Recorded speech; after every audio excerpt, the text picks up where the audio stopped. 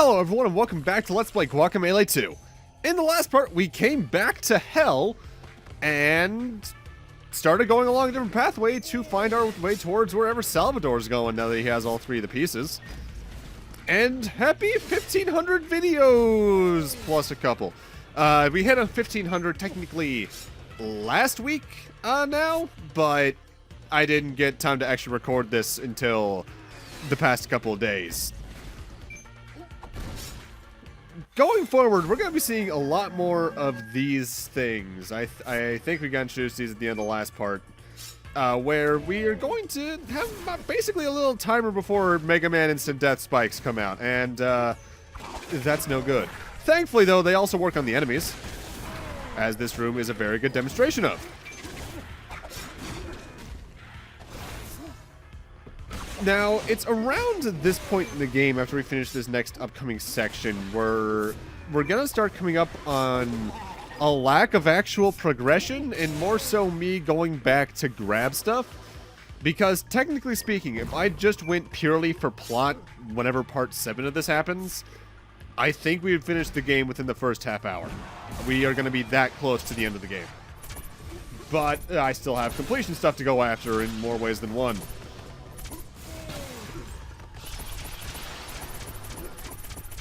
Okay, I get it, game. You like exploders. If they ever do make a Guacamelee 3, I think one of the things I'd like more out of it, beyond just more enemy variety in general, which Guacamelee 2 does a good job with compared to Guacamelee 1, it comes down to placing their enemies in a more, not practical way, but definitely better thought out at times. Because, yeah, the fights are definitely well thought out with the terrain you're given and such.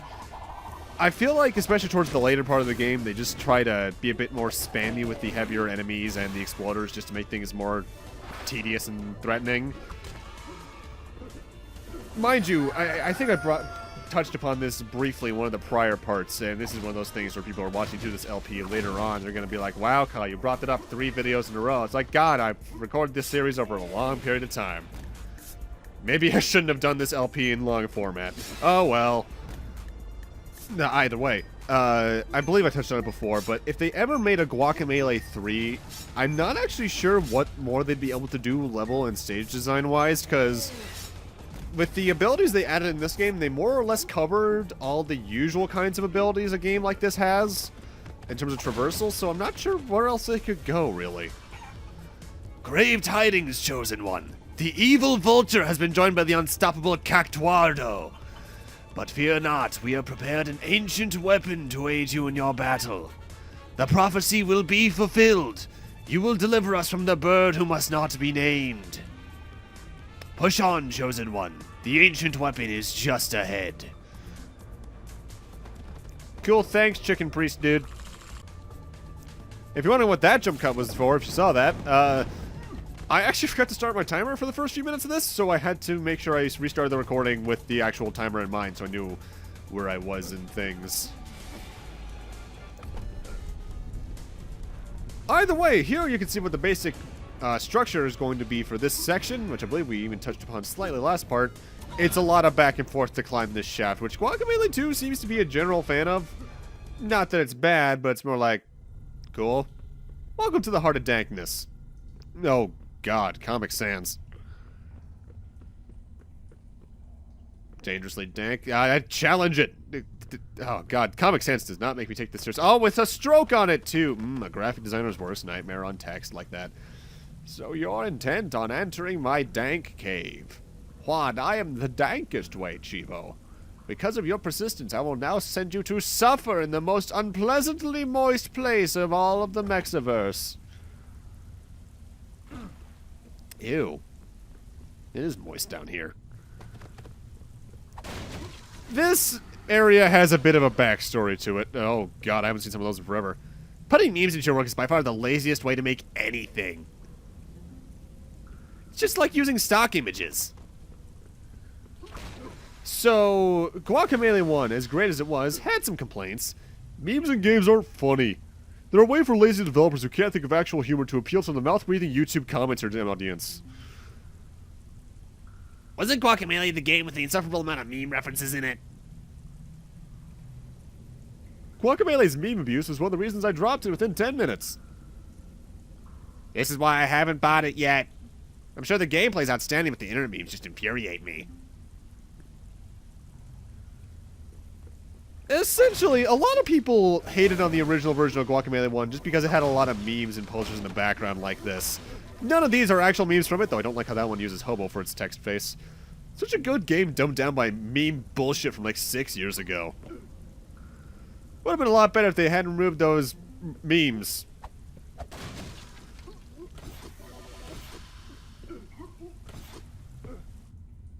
Man, this shit was awful back then. And because of how prevalent these are now, it's so much worse. If I was the dev that worked on this game, I'd patch this trash out. Is there a mod for removing the rubbish memes? I believe all of these are direct quotes, by the way, from various reviews on, like, Steam. But I think some names changed around it. God, stop using homo as a typeface. It's not where it should be used. Okay, the Hail Hydra one's funny, though. You actually made it through all of them? Are you not full of outrage? It seems not. Perhaps you didn't see all 9 of the memes? It seems your meme tolerance is high, but don't get too cocky. You think dankness is your ally. You were merely adopted the dankness. I was born in it, molded by it. People around me couldn't stop pronouncing meme as meme until I was already a man. And thank you for giving me a chance to use the Bane voice. I haven't actually used that on one of my LPs in a while. But yeah, that's actually why, if you look back at my Guacamelee 1 Super Turbo Championship Edition LP, I seemed a little bit confused at first because I actually didn't know that they removed a lot of the memes from the background. Which, yeah, I guess memes can date a game, but people got a little bit too harsh on it like that for a while, and I don't think the game deserved it. Hell, some of them made me chuckle just from the adaptations and the art of it. Because some of the memes that were adapted had enough style added to them due to the game's like background graphical detail that I could at least admire the effort that the creator went to. I think people just got a little bit too about it.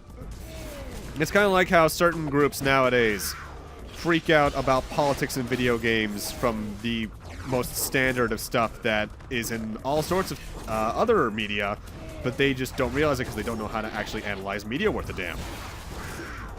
I'm not going to say exactly who I mean, but I think you know who I mean.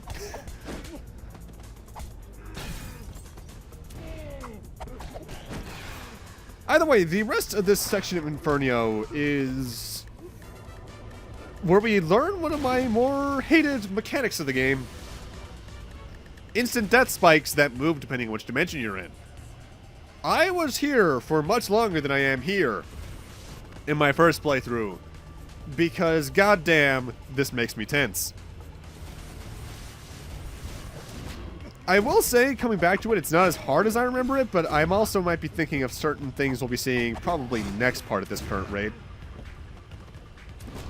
Just because, God, the later game optional stuff can get kind of precise.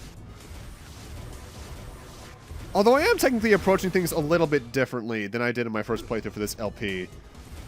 In my original LP, I got 100%, barring a couple things, and then did the key piece challenges.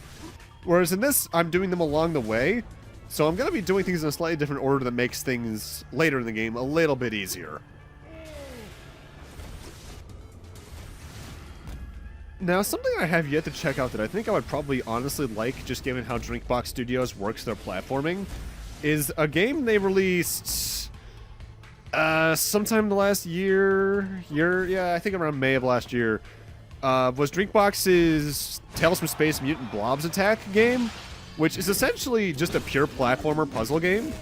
And given that I think they have really good design logic when it comes to their platforming puzzles, I think I would really like that game.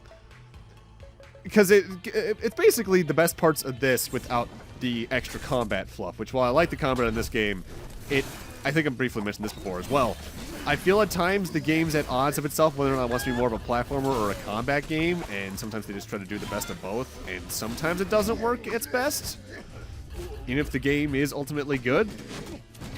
So I really should check that out to see if it's more my style of platforming.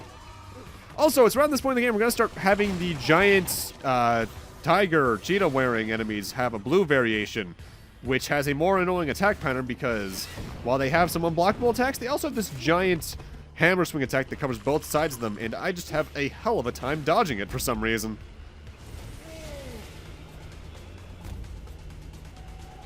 Something when it comes to these particular little platforming puzzles as well is that you kind of have to press like the wall fly ability away from the wall and Y right before you think you should, because it takes a second for the game to register what you're actually doing. So for instance, I'll do this here, and I probably pressed it about half a second before it actually happened there, because your momentum is still carrying you up while you're doing it, so you want to make sure they're just a little bit early rather than late.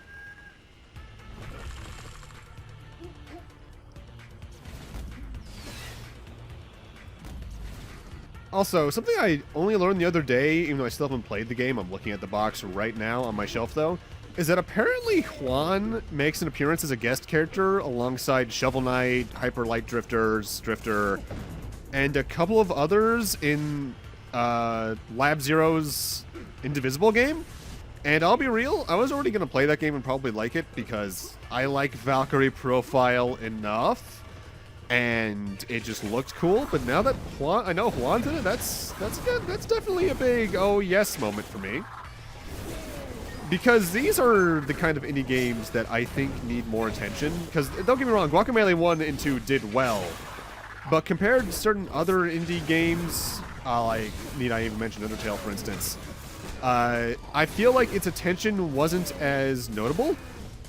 Definitely enough to have the physical release sell well, because both Guacamelee 1 and 2 were packaged together in one thing on, I think, every single major console, even though I've only seen at GameStop at least copies of it on Switch. It might actually be Switch exclusive now that I think about it. And I'll be real, I'm tempted to pick it up just to support these developers, because Drinkbox is a great studio.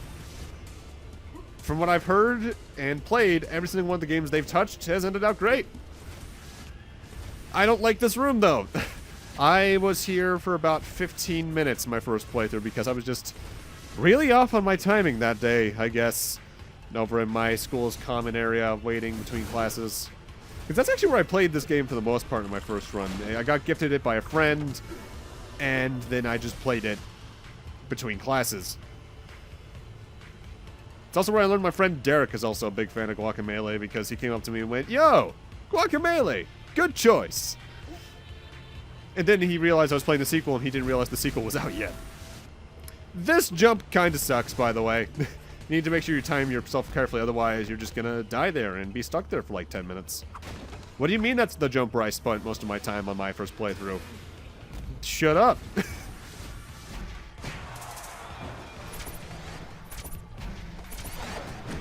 This combat room made me laugh my first playthrough because you just never see a timer that large on one of the exploders otherwise. It also adds a good amount of tension for the fight without being overbearing like the amount of explosions in some of the other fights we've seen in the past little bit. Just because it's more so a time limit on the overall fight, not to kill the exploder. And that feels much more, not calming, but manageable, I guess. Because you're dealing with a multitude of things in that time limit rather than just one. Time management is a thing. And something looking back, I was not good at even back in freshman year of college. Hell, I don't even think I've ever told this story before. In freshman year of college, we had this class known as first year experience, or freshman year experience. Which is essentially like learning how to time manage, learning what it's like to be on campus, learning about it yourself and how you're going to handle some things throughout the college experience. I got an A in that class, but I didn't pay attention at all during it. What I did for almost the entire class, for about 2/3 of the semester, was just play the Halo 1 and 2 PC versions from the early 2000s, even though I had to do that technically, I guess now not as necessary, third-party multiplayer version of Halo 2 in order to actually make the game work. Just because, obviously, the original Halo 1 and 2 PC ports were not only technically betas of the game, but also aren't technically meant to work with Windows 8, which is what I'm still on to this day, because I don't like updating an OS on a computer. I wait until the next computer to get the next OS. I'm sad Windows 7 is dead now, though. That was a good OS. Windows 8's fine. I hear 10's fine, too, but, like, 7 was the best. Also, this entire section is just a whole bunch of catharsis because the enemies stand no chance against you. Plus, it's a good time to get some combo points up and get some upgrades for yourself. I'm going to go with the stamina recharge, even though I never use it. This is what I meant when I talked earlier in the game, by the way, about there's more upgrades in Guacamelee 1, but thanks to the increased prices, you're also just getting them more spread out throughout the game, unlike Guacamelee 1. We have cornered the evil vulture and his abomination, but the ancient weapon has been misplaced. Our victory is hopeless without the ancient weapon. Perhaps it was dropped in a previous room? Did you, by chance, encounter a large feather, bestowing great strength to all who touch it? Oh, you found the ancient weapon! Oh, you used it already. Oh. Well, good luck. Right through this hole, please. Whoops! In my defense, though, you really should have kept your hands on that for longer. Wait a minute, how did you get here? To be fair, I don't even know where here is or who you are. I think we probably took the wrong exit of that last intersection. Before you start spamming X on us, know this. I really don't care what that brute Salvador is doing. But he's helping me get a leg up on the chicken Illuminati, so if you're planning to stop him, you're impeding my plans. Cactuardo, do you still have the golden egg in your belly? Good, good, we must keep it safe. Yes, since these people are threatening the golden egg, we must defeat them. Haha, yes, let's do so quickly so we can find our way out of this damned place. And time for a boss fight that's arguably my favorite, but also the most forgettable. Starting off, we're actually going to need to take care of Zope because he has his own little health bar. The health bar on the top is technically for Cactuardo. And Zope uses every ability you have, minus the ability to throw feathers at you. Once you take out his health bar, though, he gets on top of Cactuardo, and Cactuardo starts sending spikes at you. What you need to do here is attack Zope off of him, which for some reason stuns Cactuardo, and then you can just go all out on his tongue, interior. I don't know what that's supposed to be. And then the fight loops again. Throughout the fight, Zope also starts spamming various Chupacabra enemies and such, but overall, it's actually arguably the easiest boss fight in the game, because I honestly find this at the point of the game it's at easier than El Muñeco. Yeah, there's more going on. In fact, later on in the fight, Zope's going to start getting his own shields if you let him. And sometimes hitting him with the abilities that he has can be kind of annoying, because what you need to wait for is him to use the chicken, the Pollo shot, and then the Pollo slide abilities. Because that's when he's after the Pollo slide, that little moment of hesitation is the only time you really have to hit him. Because that's the only time he stands still enough. Otherwise, he tries to teleport away when you're too close to him. Hitting him can be a bit of a trial in and of itself.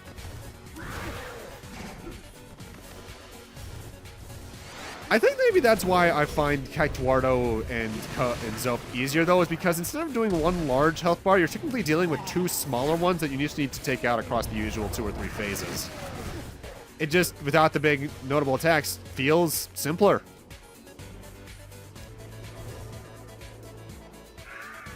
Haha! That was a valiant attempt, Luchador! But you're in some serious trouble now, because Cactuardo's just getting started! Cactuardo, go body that fool!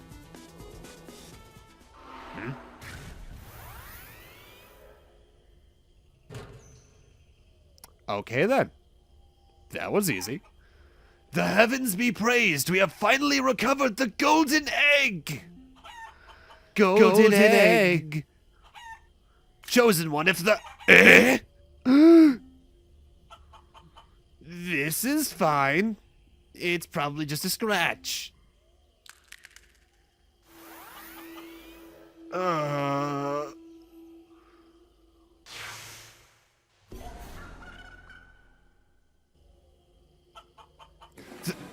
egg has chosen you! It gave you a piece of the special key! Chosen one, perhaps you are the one who will find the pieces of the key. He who assembles the special key shall open the important door. Okay. We shall humbly bow before you, chosen one, for we are not worthy of seeing you face to face. That's technically supposed to be your introduction to that whole side quest we started. Last part, I think. But it's the only key piece you're required to get. Kind of like how in Guacamelee 1, you get a piece of the... You get an orb to get a piece of the mask from, I think, the final boss. At least I think that was how it worked. Or right, no, that was how it worked in original, technically. I think you could get them all before that in Super Turbo Championship. Oh, it's you again. Guess the shaft doesn't go around. Well, buddy, you win some, you lose some, I guess. You can come through here now if you want. Prepare to be blown away by the fruits of our labor. True mechanical marvel. Don't know why I'm from Alaska. Impressive, to say the least. At least we got a piece of the golden egg out of the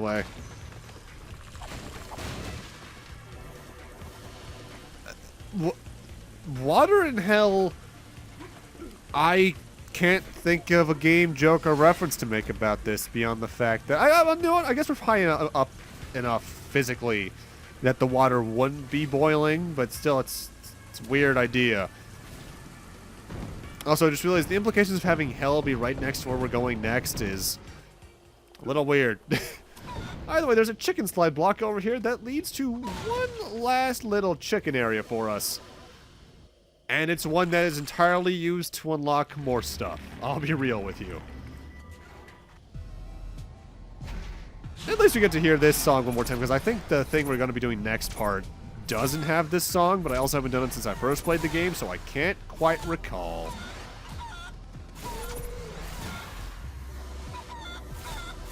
I guess I might as well go over some recent stuff.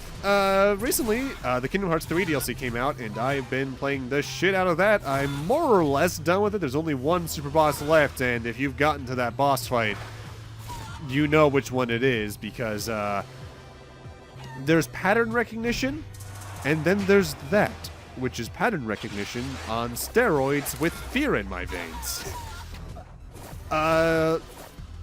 Was excited to hear about the Pokemon Mystery Dungeon remake because, obviously, since I think the most recent Pokemon LP I did was of the original Mystery Dungeon, so having that get a remake, coming March especially, that's so soon, is very exciting to me. With that said, I'm also very glad the Final Fantasy VII remake got delayed because March was already very packed full for me between Doom Eternal, the original release date of that, and Persona 5 Royale.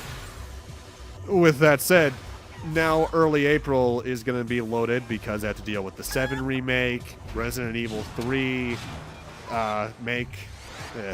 I don't like saying 3 remake too much. And actually, what else was coming over there? No, there was something else. What was it? Don't mind me stealthily looking up April video game release dates.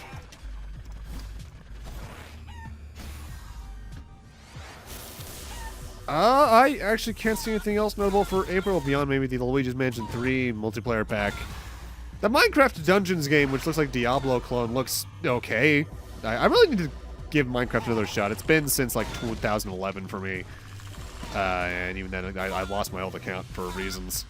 Either way, let's see what our reward for doing this place is. Congratulations! You can now press B to lay an egg. Huevo! Insert Wesker joke here.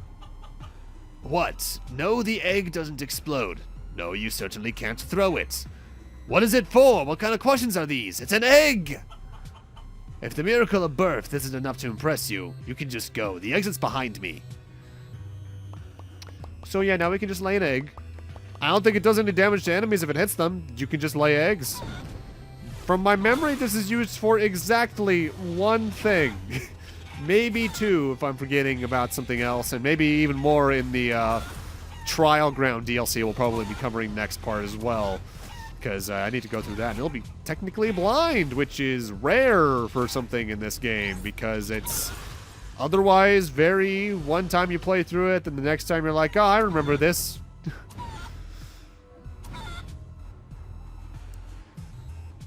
It is weird, though, because overall, this is progressing at a smoother pace than my initial playthrough in terms of, like, how I'm handling all the difficult segments. But at the same time, for various other reasons, I'm still taking longer than my initial playthrough.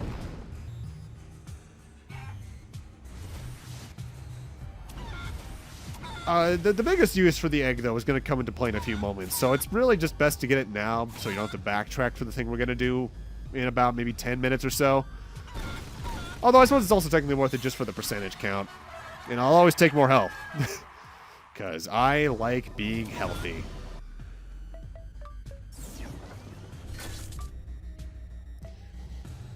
Something I know some people complain about with games that have upgrade trees like this is that compared to some other games, the upgrade trees feel more like limiting what abilities you can get at certain points because you can only get certain abilities when in there. Whereas some other games, once you choose a tree, say, due to the fact there's limited amounts of ways to upgrade your abilities, you feel like you have to have more choice behind your, or rather makes the choices in what abilities you get feel more important. In this game, I can certainly see that complaint because you can get anything, there's nothing stopping you from getting everything. It's more or less just there so you can only get certain things at certain points until you have them all, in which case money's the limiting factor. Either way, welcome to the final town of the game, Isla Bonita. Or is it Isla? Either way, final town. And I love this musical track. It's so calm. It's so pretty here. Look at the waterfall.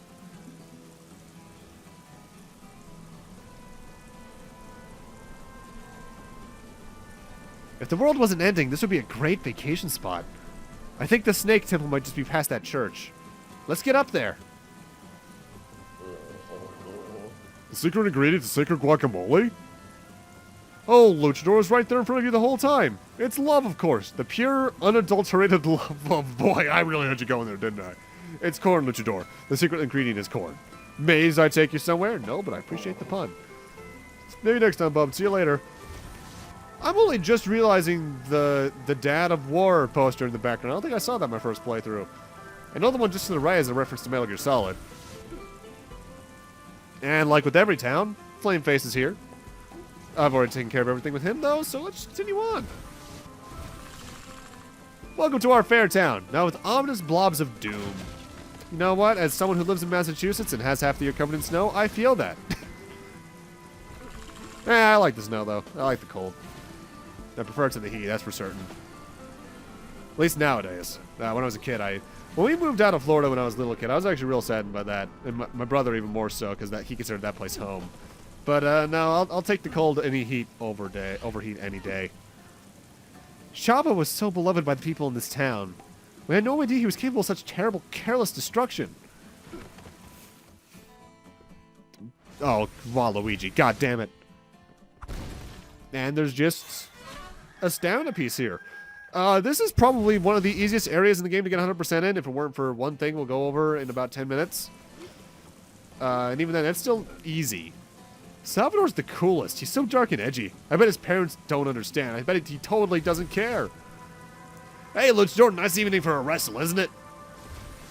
I guess. Bring the meteor to the skeleton. Bring the meteor to the skeleton. Oh, sorry, that wasn't meant for you. I think I'm lost. I don't know what that one's referencing. At all. I can't tell.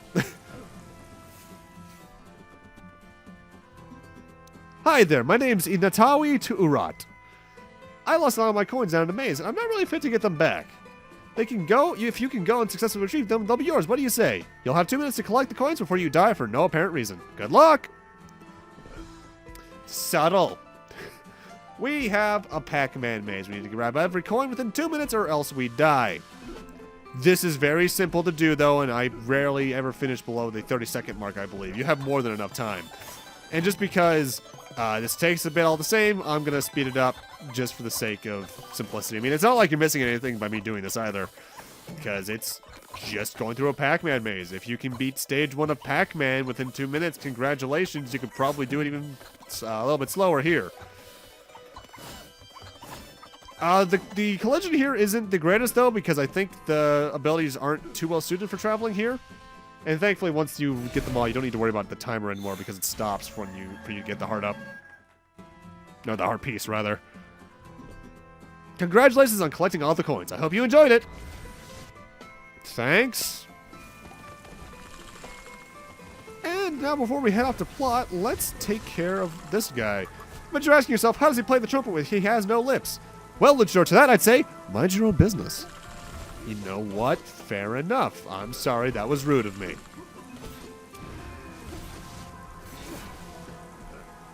This cliffside is the best place to relax. Ah, so perfectly tucked away from everyone else. They suspect nothing. Foreboding. Oh boy, here we go. The Chosen One. Behind me lies a portal which we believe contains one of the special key pieces. However, the prophecy says that the one worthy of the key is capable of laying eggs. So, Chosen One, you must demonstrate this for me so I can let you through. It's true. Not only are you the Chosen One, you can even lay eggs. Please, go on ahead through the portal and find the key piece we so need. Welcome back to the Tool Treetop's top. You remember that platforming section that was really long and precise in Guacamelee 1? Meet its sequel where you have more abilities, so they make you do more. With that said, I think it's a little easier than the tool drops from the first game. I'm going to be jump cutting a bit more because I actually fail in it more. But not only are the checkpoints more common, but it's just overall shorter feeling. The Chosen One, what great abilities you have to reach here. I believe there's a special key piece not far above me. You're almost there. Compared to the first game's tool tree, I think the platforming here is more specific, but I think it's also just easier because thanks to stamina and regenerations especially, you just have more ways to recover if you mess up. With that said, I still groaned when I first saw this because, really, I can tell exactly what they're doing here too. It was the most infamous part of the first game, so why not bring it back? You've made it! The Chosen One, you made it to the place very close to the special key piece. You've got just a little bit more climb left. You need to embrace your inner chicken if you hope to get past the next part. The biggest limiting factor with this might be how much stamina you have. Because even though stamina restoration orbs are all over the place, there still might be times where, in case you're a bit too spam happy, you run out of stamina, and that can suck. But overall, it's harder to mess up, I feel.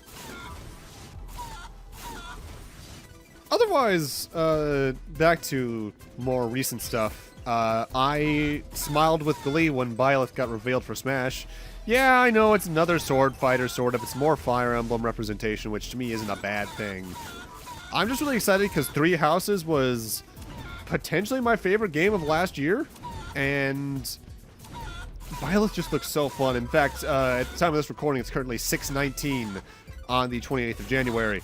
So Byleth is released into the game along with 7.0.0, I think, in roughly 2.5 hours?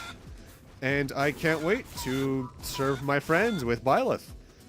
And then go back to Samus, because Samus is forever my main. Alright, what do you got for me this time, chicken? Behold the special key piece! You can't see it? Chosen One, you're very close. It's just right up above us. And I believe this time they mean it. I think this is the last section. With that said, this is where you begin to realize, oh yeah, momentum exists. Because sometimes when you morph into a chicken, your momentum is carried from your human mode. And it's mostly whenever they use the grapple points that happens, especially when you're going in a very extreme left or right angle. Kind of makes me wish the game did more with that concept, because out of all the game's platforming concepts, that's arguably used the least, even though grapple points are all over the game once you get the ability. But no, we just never see that. I also think this version of the tool tree is just in general more forgiving, because yeah, there's more checkpoints, but also thanks to the ability of the chicken's glide, it's easier to save yourself if you mess up. Because you can hover back to a prior safe platform or over to a nearby grapple point that allows you to save yourself from falling all the way down to the checkpoint. Like that. It just overall feels kinder, and I'm glad about that because I spent a long time in the first tool tree when I first played Guacamelee 1. Never have I ever seen someone as nimble as you, Chosen One. The special key piece is very near. No, I'm serious. I don't believe... Oh, okay, no, you're right. It is. And that's key piece number 3. Of 5. We are actually already very close to getting, technically, the access to the best ending. But, yeah, let's get out of here. I don't want to look at that tool tree anymore.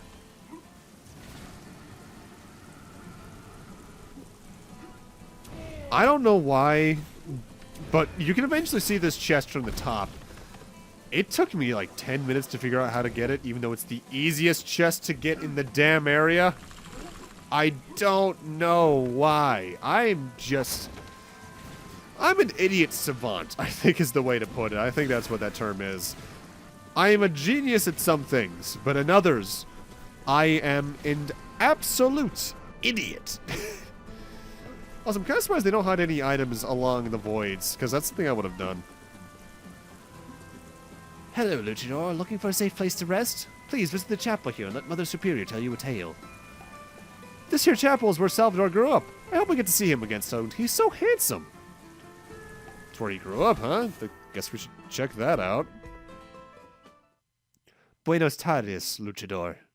That mask you are wearing, it is truly special. We once had a mask like that here. Come closer.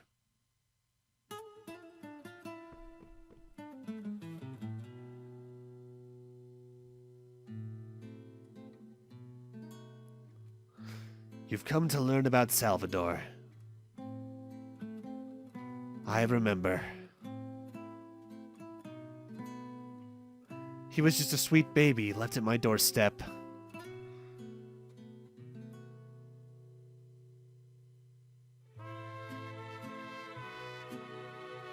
I made a promise that day. This island became home for Chava. He was always a determined child. The waterfall was his favorite spot. He wanted to become a strong luchador.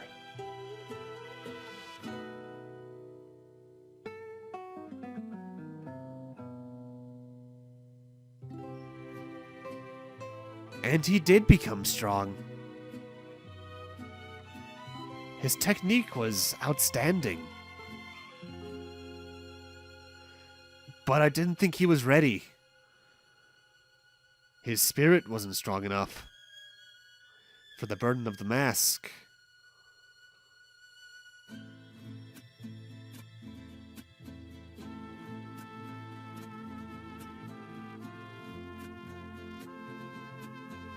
His despair still weighs heavily on me. Perhaps I could have found a way. Perhaps I could have saved him. But I failed.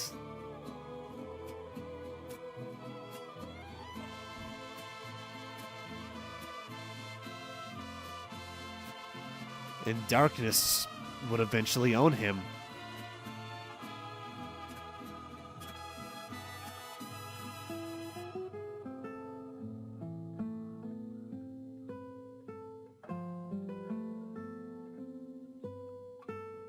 The promise I made that day, I still haven't broken it. That I would love him dearly every day of his life.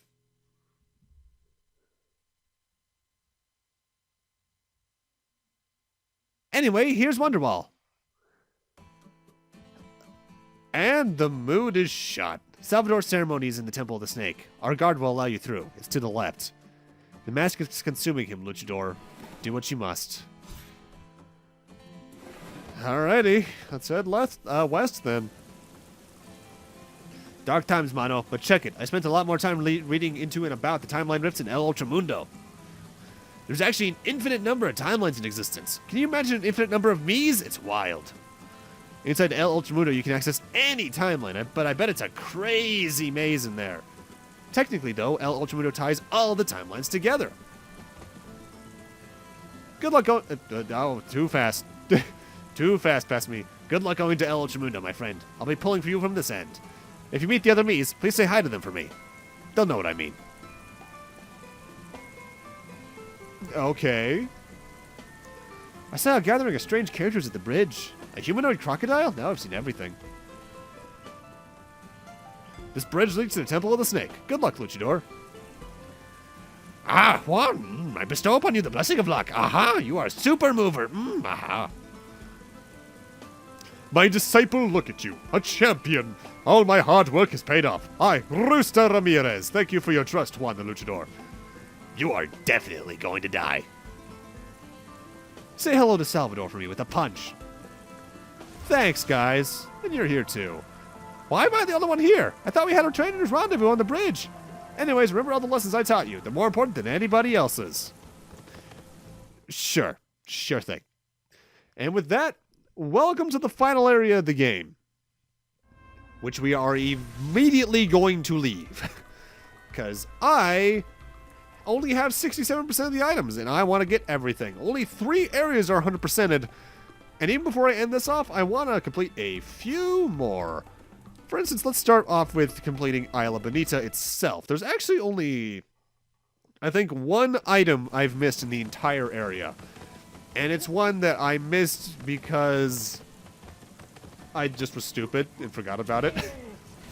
Actually, no, there's 2. There's 2. Because there's obviously the rooster uppercut block there. To get there, we just need to do what we did to get to the tool tree and then do it better.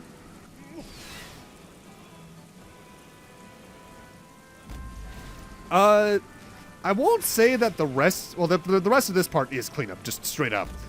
But I won't say that the entirety of next part's going to be cleanup. More accurately, only about maybe 15 to 20 minutes of next part's going to be cleanup, and then it'll be the final reward for doing all the optional stuff.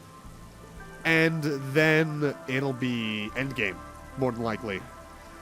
Because with 67% of the items, that means there's 33% spread across all of the areas.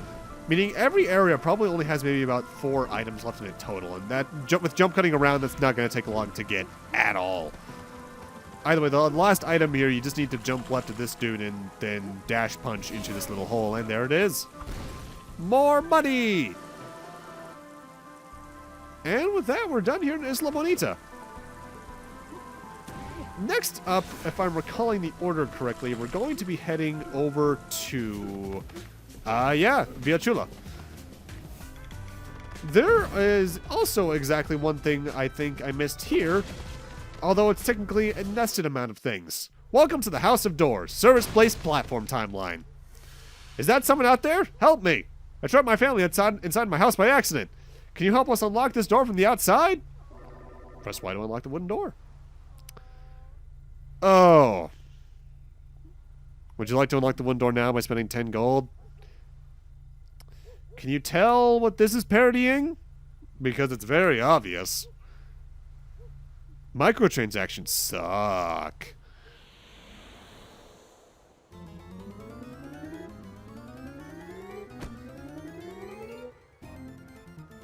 Necessary.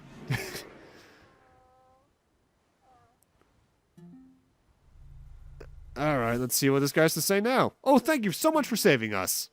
We'd like to reward you with our family's abundant riches. They're all locked behind that door over there. Thank you for saving us. I hope you'll accept our family's abundant riches as a humble token of appreciation for your help. Yes, the reward that is rightfully yours is behind this door. All you have to do is open it and claim it for yourself. Alright, let's see how long this takes. 2 minutes. Okay. Well, while that's happening, there's another item I can grab here in Via Chula really quickly. As long as that's the limit of how long those timelines take. Or the timer takes. And this is an item, again, I've actually been able to get for a while, because I just had to go out of my way to get the fans activated, which I didn't earlier on because I was an idiot. We just have to enter this house.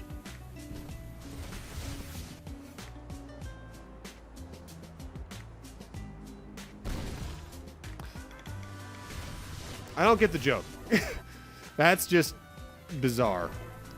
And I think with that, the thing we're going to get ultimately from this is the last thing left in Via Chula. Actually, no, there's 2 more items, actually, because I just remembered the last one. I guess now let's go see how the timer's going in that area. It definitely hasn't been 2 minutes yet, but at least it'll be closer.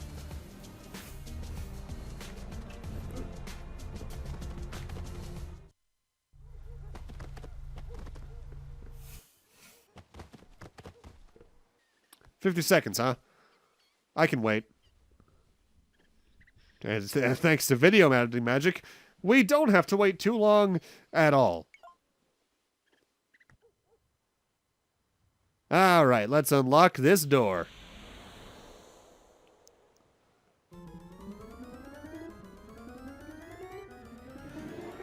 Ooh, big chest. Nice.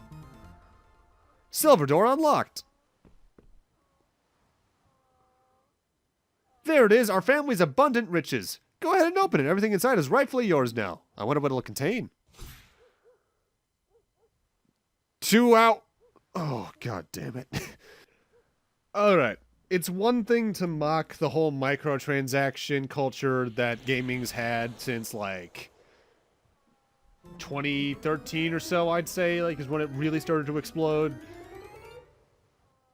But there's hitting the arrow on the nose, and then there's beating the arrow into the nose with 18 size large hammers. What amazing luck you have. You've gotten the legendary chest. Now even I cannot wait to see the rewards inside that rightfully belongs to you. At this point, I'm just buying it because... Look at that. Look at that. I believe the timer is based off your system clock, so even if you... As long as you start the timer, even if you turn off the game, I think it'll still progress. But... No. I'm not waiting that long.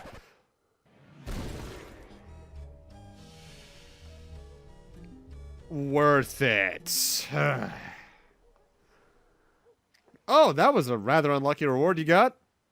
Although we will humbly offer our family's abundance of riches to you again if we're ever trapped inside our home again. Why don't you try again next Tuesday? You might have better luck then. No.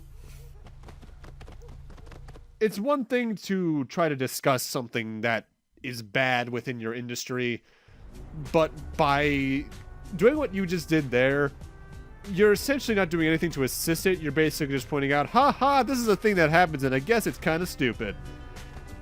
Ugh. I at least am glad that the reward is that tiny because it's even saying that, yeah, loot box rewards are usually bullshit. And you know what? They're right.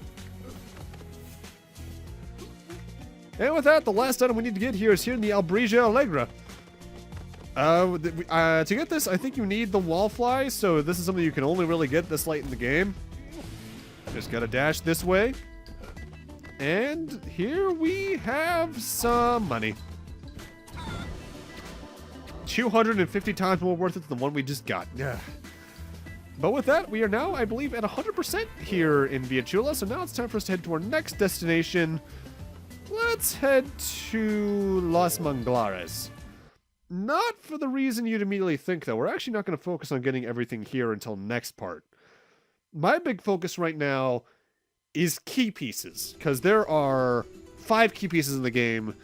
We have 3 of them, I think? What do you say we go get the other 2? They're both accessible through this rough area. First off, we're going to need to head down there to the bottom right of Los Manglares. Though along the way, just west of Via Chula, or is this just East? I already forget.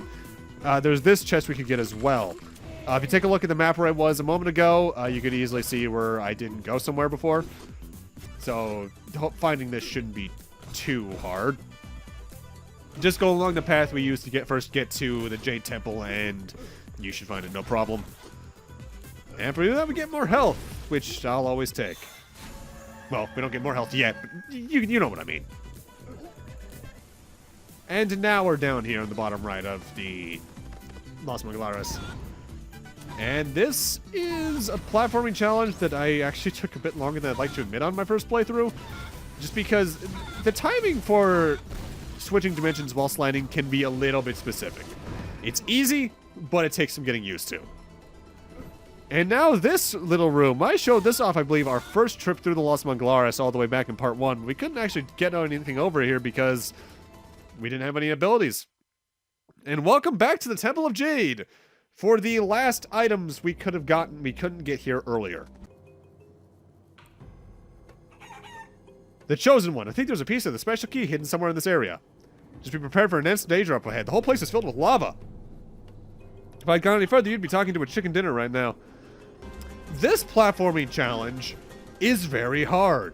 We have to stay within the dead dimension swap here. Otherwise, we're dead. Just straight up. This, on my first playthrough, I think took me like 40 minutes to get right. This time it only took me about 10 minutes. I edited out a lot of failures. Just do essentially what I'm doing here as well as you can, and hopefully you should make it through with relatively lower, or with relatively no issues. There's not many pointers I can give for this beyond whenever you're near one of the grapple points, mash the Y button so you activate it as soon as possible.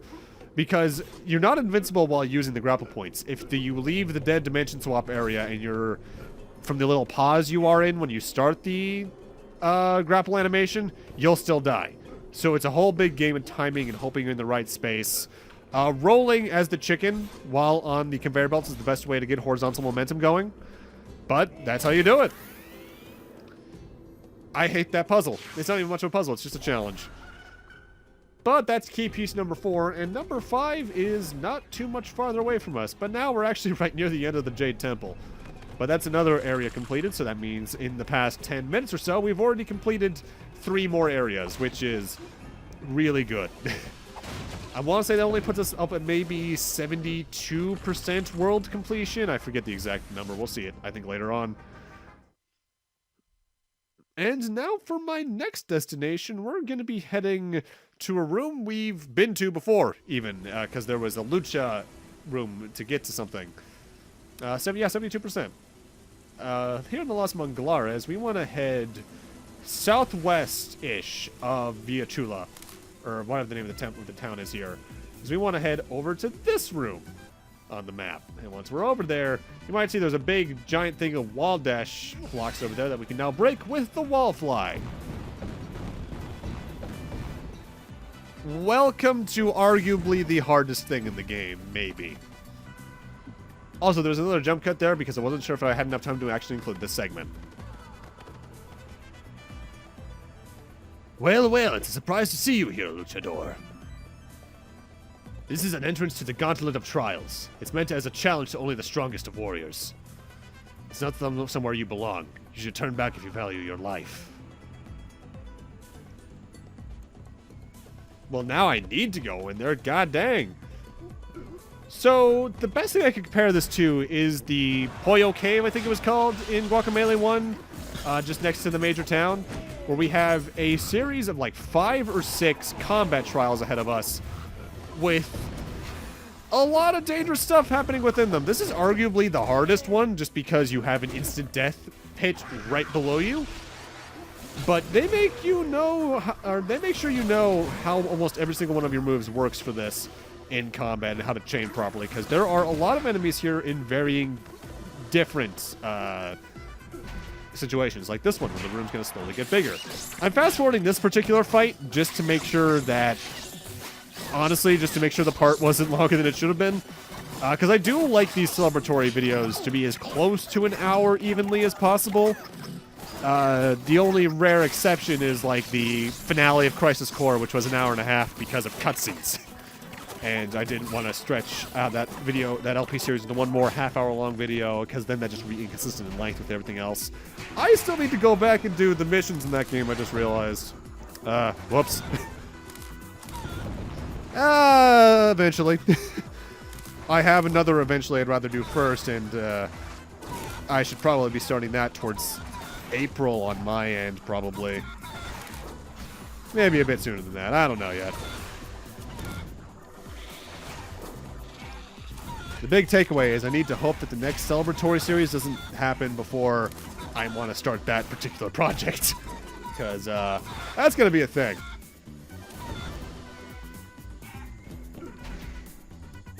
This room in particular reminds me of the cave from Guacamelee 1, because almost every single one of the rooms in those combat challenges looked like this. Obviously more of a dark bluish green color, but the same basic box room concept. This is also another very good place to get money, though, because I think you can come back through here, and I want to say the enemies respawn. If they don't, I'm sorry. I've just never tried. I should honestly get more than enough money for the last upgrades just through the rest of the plot as well as the rest of completion. But in case I don't, well, I'll find somewhere to grind. Hopefully. Because the one thing I want to make sure I never do in a Let's Play is just barely not get 100%. A good example of this is, this is an LP I don't think I've ever referenced on the channel, Raocow. He did an LP of, I can't remember the name of it right now. It was like an Untitled story or something, where a little Metroidvania game where you played as a cute bird, and it had some bullet hell elements to the boss fights. He almost completed the game, but gave up during the final area because he missed a couple items, and I don't ever want to do that because I'm so close at that point. It's also why I'm scared of the point where I eventually do an LP of Metroid Prime 1, because I would be doing a LP of the 1.0 GameCube version just for one potential trick. And there are some enemies in Prime 1 you can miss if you don't scan them as soon as they first show up, and not getting 100% scans would suck. I'm looking particularly at those Shriek Bats in, I can't remember the name of the ice area for some reason, Fendrana Drifts. And the Aqua Turrets, because those are also one-and-done enemies. That's not fun. And here we are at the end of it. If you head right, you can actually climb all the way back up, and you're good to go. But obviously there was also a path to the left, and I need to show that off. Because we're here. Here's some items. But we haven't gotten the key piece that's supposed to be in this area, have we? I do recommend coming over here, though, just because you're likely to get a health up at this point, and you're going to want as much health as possible for what's coming up next. Only 50% done with Los Manglares, really. I mean, I guess it is technically... I can't tell if this or the Badlands is the largest area in the game. You actually made it? When you first came to the Posada, I couldn't believe you were the hero who deleted Calaca. The years haven't been kind to you, Juan, but now I see a glimmer of the man I expected. I shouldn't have been so easily cowed by Salvador. I should have had more faith in you. What do you say, old rival? Agua under the bridge?